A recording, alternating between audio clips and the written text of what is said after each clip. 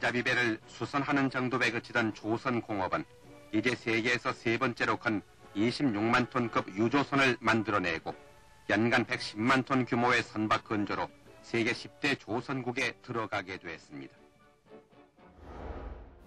바다를 지배하는 자가 세계를 지배한다고 뭐 그런, 바로 이거구나. 이런 걸 만들 수 있으니까 세계를 지배하고 우리도 저런 거 언젠가 만들어 봤으면.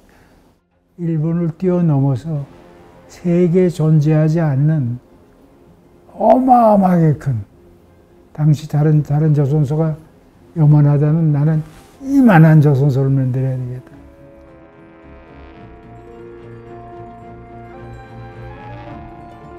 국가의 운명을 좌우하는 일이거든.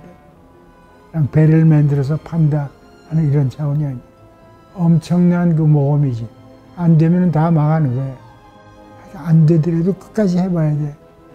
그래서 중단하는 자는 절대 승리하지 못하고 승리하는 자는 절대 중단하지 않는다.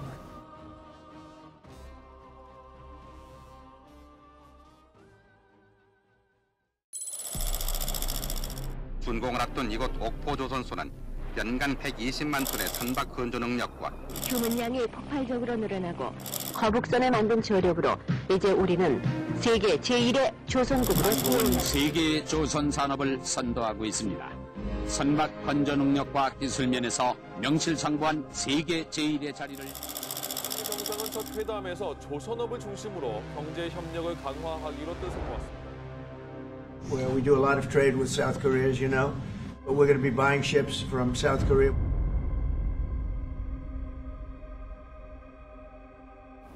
우리나라 조선이 갑자기 트럼프 대통령의 미국의 관심으로 인해서 요새 언론의 주목을 많이 받고 있는데 1961년도에 내가 영국에서 조선학을 공부하고 영국에서 또 국제기구에서 일하다가 돌아왔을 때 한국의 조선산업은 목선도 못 만들고 철판 하나 못 만들고 기계 하나도 못 만드는 그러한 아주 지금으로서는 상상할 수 없는 그런 열악한 상황이었어요. 조선만 그런 게 아니라 우리나라 경제 사정도 우리나라 GNP가 요새는 35,000불 아니야. 그땐 62불이야. 1인당 국민소득. 이북은 83불이야. 61년에. 우리보다 이북이 잘 살았어요. 그리고 우리나라는 수출하는 물건이 다 합해서 4천만 불밖에 안 돼. 그런 상황에서 뭐 굶어 죽는데 뭐 배 만드는 생각? 그건 상상할 수 없는 영역의 일이야. 중화학공업으로 가자. 이 중화학공업 가운데 뭘 하느냐? 파급 효과가 많은 거. 조선을 하려면 수백 가지의 기계나 제품이나 뭐 여러 가지가 다 동원돼야 되거든. 그러니까 조선을 한다면은 이게 자연 발생적으로 끌어오지 않을까. 그래서 조선 산업을 하나의 산업의 기관차 역할을. 선진국에서는 이런 게 다 있는 상태에서 자연 발생적으로 종합기계 산업으로서 조선업이 생긴 건데 우리는 이게 하나도 없어. 그러니까 거꾸로 이걸 한다 그러면 이게 생겨나지 않을까. 역발상을 한 거지. 엄청난 그 모험이지.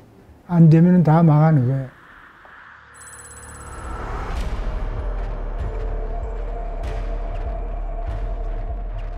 내가 6.25 때 그때는 고등학교가 없었으니까 중학교 6학년, 그래서 고등학교 3학년 학생이었는데 부산 피난 가서 먹을 것도 없고 뭐 잘 것도 없으니까 취직한 데가 부산 부두에서 미군 군함에서 내리는 군수물자를 하역하는 부두 노동자를 했거든. 난 그때 군함을 처음 봤어. 와, 산더미 같은 게 막 이렇게 열리더니 안에서 탱크가 나오고 자동차 나오고 군인들이 나오고. 와, 어떻게 새똥을 가지고 저런 걸 만들 수 있을까? 그러고 또 저런 걸 만들 수 있는 나라는 얼마나 과학이 발달되고 얼마나 돈이 많아서 어린 마음에 그 쳐다보고 그래. 바다를 지배하는 자가 세계를 지배한다고 뭐 그런, 야, 바로 이거구나. 이런 걸 만들 수 있으니까 세계를 지배하고 우리도 저런 거 언젠가 만들어 봤으면 그런 소년의 그 불가능한 그 판타지가 씨앗이 돼가지고 서울대학의 조선과, 우리나라 조선이 없을 때지, 조선. 6.25 때다 보니까 서울대학 본부가 어디 있었는가 하면 지금 서대신동에 뭐 구덕 야구장이라고 있잖아. 그거 생기 전에 이게 언덕 비탈인데 거기에 미군이 버리고 간 천막 이렇게 3개 쳐놓은 게 그게 서울대학 본부야. 의자도 없이 흙바닥에 앉아서 조선을 공부했으니 공부는 열심히 했는데 공부했으니 조선소에 지시했는데 조선소가 없으니까 취직할 데가 없으니까 전 세계 조선소에다가 100통도 넘을 거야, 편지서. 내가 이런 청년인데 내가 당신 회사에 가서 실습도 하고 공부도 하고. 근데 당시 세계에서 제일 큰 조선소가 코쿰이라는 조선소인데 거기서 연락이 왔어. 한국소는 비행기표도 보내줄 거고 오면 월급도 줄 거고 오면 아파트도 줄 거고 다 준대. 요새 기분으로 로또에 맞은 거지. 그냥 좋아가지고. 그래서 운이 좋아서 또 영국으로 가서 공부도 하고 일도 하다 이제 국제기구 했는데 학정희 의장이 나한테 편지를 보냈어. 그 편지 내용인즉은 우리나라가 삼면이 바다인데 배를 만들든지 고기를 잡든지 뭐 바다로 물건을 날리든지 뭐 하여튼 이 좁은 땅덩어리에서 아웅다웅 할 게 아니라 하여튼 바다를 해서 뭘 해야 될 거 아니냐 해서 내가 단칼에 안 간다고 그랬지. 근데 박정희 대통령이 나보다 더 고집이 있어. 계속해서. 그래서 내가 9월 달에 한국을 돌아왔다. 그래서 부산에 대한조선공사라고 일본 사람들이 만들어 놓고 조선소가 하나 있는데 그걸 어떻게 살려가지고 가동할 수 있는 방법이 없는가 가서 좀 보고 오라고. 당장 가라고 그래서 그날로 부산에 내려가서 거길 갔다고. 갔더니 간판은 조선소라고 붙어 있는데 풀밭이야. 국영기업체인데도 정부에서 돈을 안 줘서 지난 6개월 동안 월급을 못하고 그래서 이게 조선소에는 기계들, 헌기계들 뜯어다가 고철로 국제시장에 갖다 팔아서 쌀 몇 가마니 사서 한 대박씩 놓아가지고 그게 1961년에 대한민국의 조선의 현지소야. 상상이가 한국에 와서 최초로 한 일이 작업복 입고 낫 들고 풀 깎는 일이 내가 대한민국에서 처음 한 일이야. 61년에 현지소가 그래.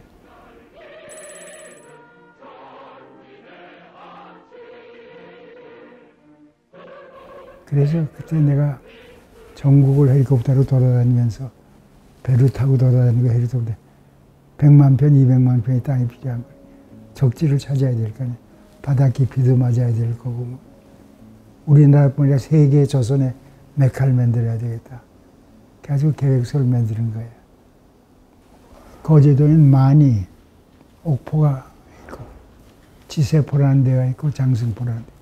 그래서 조선소 3개를 여기다 만들고 이 관련 산업들을 다 거제도에 다 막아가지고 그냥 조선하면 거제. 예? 옥포가 땅이 제일 좋아. 앞에 섬도 있고 그래가지고 태풍이고 뭐고 거긴 절대 안 와. 이순신 제독이 거기를 본부로 삼을 정도로. 근데 하겠다는 사람이 딱 한 분 계셨어. 남궁연 씨라는 분인데 꿈이 많은 그런 기업가인데. 그래서 옥포 땅을 남궁연 씨한테 줘서 당신 여기다. 그 당시에 이제 나머지 기업인으로 이제 조선소를 할 만한 사람은 삼성의 이병철 회장하고 정종 회장인데 이병철 회장한테 지세포에다가 하라고. 죽어도 조선을 안 하시겠다. 끝까지 안 하시겠다. 그래서 다른 사람이 하는데 막 남겨놨어. 그래서 내가 다시 이 회장한테 간곡히 말씀드려서 마지 못해서 지세포 조선소를 삼성에서 맡았다. 장승포에는 현대인데 현대는 처음에는 안 하겠다 그러니까 정부에서 하도 하라 그러니까 자기 울산에다 하겠다. 그래서 울산으로 가서 지금 거제도에 조선소가 2개뿐이에요.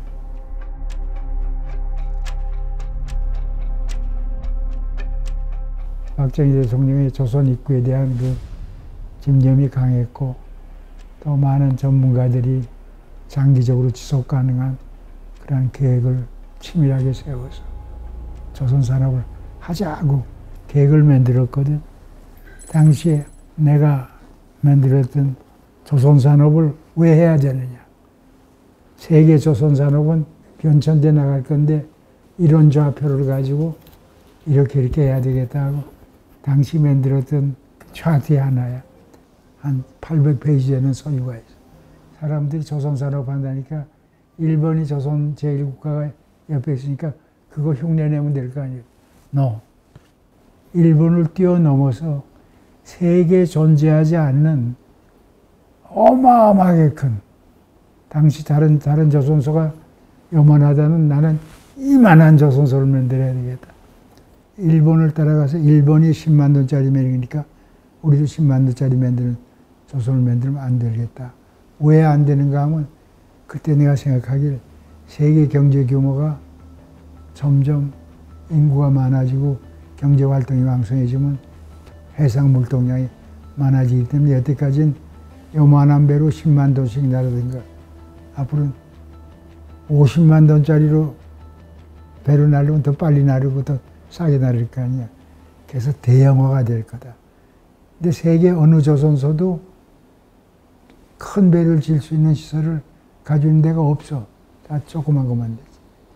그래서 나는 큰 걸 만드는 걸 해야 되겠다. 그래서 만드는 게 초대형 조선소를 만들겠다고 당시 계획서 만든 게 이 계획서예요. 배를 만드는 데는 드라이독이라는 게 필요해. 밀링독이라 독구가. 그런데 고정관념으로 독구 하나에서 배 한 척 싣는다는 고정관념이 있거든. 그래서 나는 그건 누가 그랬어? 거기서 2척 찌면 안 돼? 3척 찌면 안 돼? 독구를 당시 세계에서 제일 큰 독구가 요만하다면 이만한 독구를 만들어. 그래서 모든 게 파격적이야. 세계에서 30만 톤짜리, 35만 톤짜리, 100만 톤짜리도 한번 만들었었는데 누가 주문을 했었는데 100만 톤짜리는 갖다 댈 항구가 없어. 그래서 못 만들었지만 그래서 그런 파격적인 구상을 한 거예요. 배를 이렇게 하면 토막 레고 있잖아요. 레고 장난감 레고처럼 만들어가지고 갖다 붙이기만 해. 근데 만약에 독구가 크고 크레인이 막 1000톤, 2000톤짜리 들어올릴 수 있으면 레고를 요만큼 만든 게 아니라 레고를 이만하게 만들면 더 빨리 만들 거 아니에요. 그러면 생산성이 올라가잖아. 메가브록이라고 그래가지고 하나에 수천 톤 되는 그런 브록을 선행이장을 해가지고 갖다 붙이기 때문에 배 한 척 만드는데 다른 나라에서 2년 걸리면 우리는 1년 만에 만들어내는 그런 생산성을. 그래서 앞으로 우리나라 조선은 중국이 뭐 탱카 짓고 뭐 적탄 반선 짓고 그거 많이 짓는 거 상관할 필요 없어. 우린 고부가 같이 써. 그 예를 들어서 중국이 배는 척수를 하면 세계에서 제일 많이 짓거든. 한 척당 평균 가격이 약 5천만 불 미만이야. 3천만 불. 우리는 1억 불이 넘어. 그러니까 단가가 달라. 양복을 하는데 한국서 만드는 배는 양복점에 가서 마침 양복점이고 저기는 싸구려 다량. 그래서 앞으로 중국하고 경쟁할 필요 없어. 철판도 못 만들고 기계 하나 못 만드는데 사람도 없고 돈도 없는데 세계 지구상에서 없는 이런 어마어마한 조선소를 만들겠다고 하니까 내가 미친놈이다. 정신 나간 사람. 그런데 나를 정신 나간 사람으로 안 보는 사람은 딱 한 사람밖에 없어. 박정희. 기업인들, 은행가들, 정치조사들 청와대에 다 많았고 브리핑했거든. 한 사람도 이거 좋다는 사람 한 사람도 다 말도 안 되는 소리. 외국 대사들, 외국 기업가들, 외국 투자가들 와서 이거 하는데 도와달라고 얘기해. 다 비아냥거리고 impossible dream이고 impossible childish fund. 어린애가 꿈꾸는 거야. 한 사람도 이 조선산업을 하면 국가에 유익하다고 동조하는 사람은 한 사람도 없어.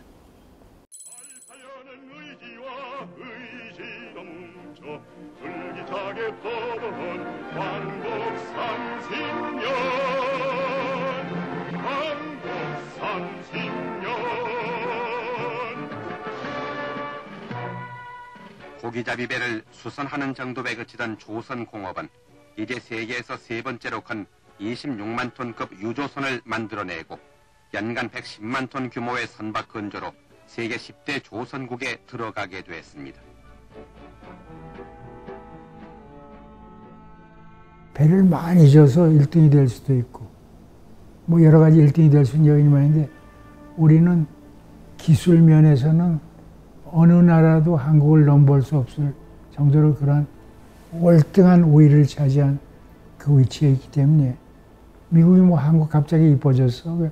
한국한테 손을 내밀고 도와주세요, 도와주세요.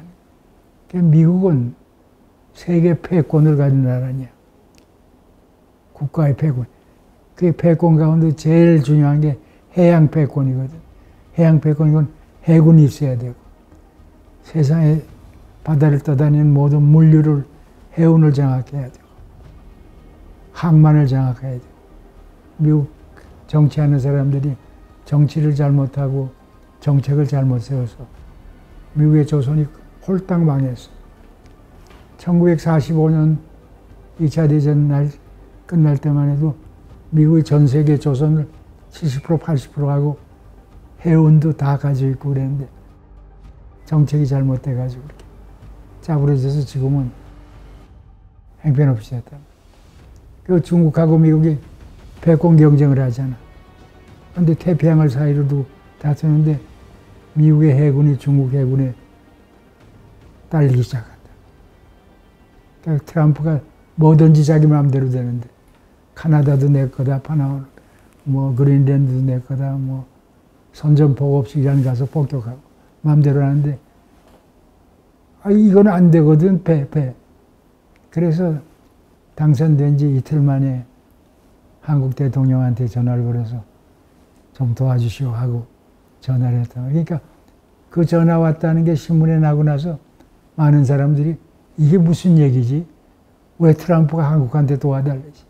조선을 한다는 거는 수백 개의 중견기업을 일으키는 거고 수백 개의 새로운 기술을 창출하는 거고 돈으로 따져도 반도체는 요만한 거 하나에서 뭐 1불, 2불 하지만 이건 배 한 척에 뭐 1조도 가는 게 있고 어마어마한 돈이 수출이 되는 거야.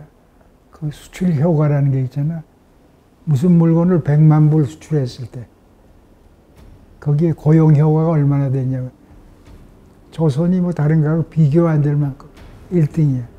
고용 유출 효과가 그렇게 커. 그래서 우리가 세다 하고 할 때 패권이라고 그러잖아. 패권을 하는데 이 조선이라는 거는 가장 큰 영향을 미치는 국가의 힘이고 패권의 원동력이야. 그런데 우리 조그만 한국이 미국의 패권을 우리가 지켜줄 수 있는 위치에 와 있기 때문에 미국도 살고 우리도 살고 또 이게 한국의 조선공업이 더 도약할 수 있는 제2의 르네상스로 가는 그런 길로 갈 수 있는 계기를 만들 수 있냐 없냐가 바로 지금 이 시점인 것 같아.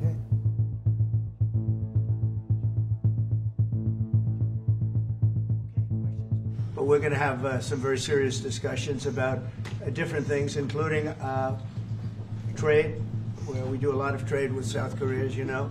But we're going to be buying ships from South Korea. But we're also going to have them make ships here with our people, using our people. And we're going to go back into the shipbuilding business again. 정부하고 조선 3사하고 관련된 업체들이 미국에다가 이 마스크하고 관련된 사무실을 설립한다는 보도도 나오는데, 사무실 설립한 게 문제가 아니라 가서 무엇을 누구하고 어떻게 하느냐 하는 데 대한 치밀한 계획을 세워야 될 것 같아요. 너희 나라, 너희 패권을 지키려면 우리가 필요해. 우리는 우리 안보를 위해서 네가 필요해. 여러 가지 면에서의 대등한 파트너십으로 우리가 격상하는 그러한 위치에 지금 와 있거든. 그걸 잘 요리를 해야지. 반죽을 잘해서 맛있는 찌개를 끓여야지. 아마 김우중 씨가 당시에 한국을 초대했을 때 옥포조선소를 그때 자기 부인하고 아들하고 셋이서 같이 조선소를 갔대. 그때 생전 처음 조선소를 구경하니까 신기했겠지. 어마어마한 조선소니까. 대우가 김우중 씨가 가지고 있을 때 트럼프가 옥포를 방문했는데 그게 하도 근데 크레인이 세계에서 제일 큰 크레인이요. 내가 옥포조선소 설계할 때 만드는 건데 옥포조선소를 내가 설계를 했거든. 크레인이 크니까 저게 뭐냐 그러니까 저게 세계에서 제일 큰 크레인이니까 그 속이 2층, 3층 건물이나 그 속에 사무실이 있어. 크레인 움직이는 그 컨트롤 타워가 거기서 일해. 거기를 올라가 봤대. 그러나 대통령 되고 나서 그런 생각이 들기도 했겠지. 그러니까 이게 대한조선공사 옥포조선소야. 대한조선공사라는 게 영도에 조선소가 있었고 그게 너무 작아서 옥포에다가 조선소인데 그래서 영도권은 지금 팔려서 HJ 한진중공업이 됐고 한진중공업이라고 안 그래. 또 한진이 누구한테 팔아서 SJ중공업이라고. 이거는 대우한테 팔았다가 대우가 또 망해가지고 산업은행이 가지고 있다가 지금 한화가 됐지. 당시에 청와대 조직인데 청와대 속에 국가안전보장회 지금도 있지. 경제과학심의회라는 게 있어. 모든 경제관계 정책을 대통령이 결정하기 전에 여기서 먼저 체크하는데 대통령이 직접 이걸 주관을 했다고. 대통령이 나한테 힘을 실어주기 위해서 나를 경제수석을 시켰고 경제과학심의장을 시켰고 회사위원회위원장. 내가 한꺼번에 3개 직책을 맡아가지고 정말 외롭게 이 산업이 세계 제1의 산업이 됐고 우리나라의 수출 효자 산업이 됐고 국가를 빛내는 산업이 됐고 한국 사람들은 발등에 불이 떨어지면 마스크가 이제 혹시 마스크만이 조선 산업이 아니잖아. 인도도 있고 남미도 있고 동남아도 있고 아프리카도 있고 마스크에 보험가는 프로젝트가 세계에 널려 있는데 반도체고 뭐 철강이고 우리가 시작한 산업이 아니잖아. 다른 나라에서 하는 거 우리가 어깨 넘어서 보고 더 많이 더 잘 더 싸게 만들어서 우리가 재벌이라고 그러고 이러고 다니잖아. 이젠 더 이상 그래서는 안 돼. 이젠 퍼스트 무버가 돼야 돼. 우리가 선도자가 돼야 돼. 그런데 그런 아이들이 공과대학 기피를 왜 안 가? 의과대학 간다고 그러고. 또 제대로 된 과학자들은 한국 틀렸다고 한국 떠나고. 중국 밖으로 반대야. 공과대학 간다고 난리고. 과학 인재가 없는 나라는 앞으로 망해. 안 되더라도 끝까지 해봐야 돼. 그래서 중단하는 자는 절대 승리하지 못하고 승리하는 자는 절대 중단하지 않는다.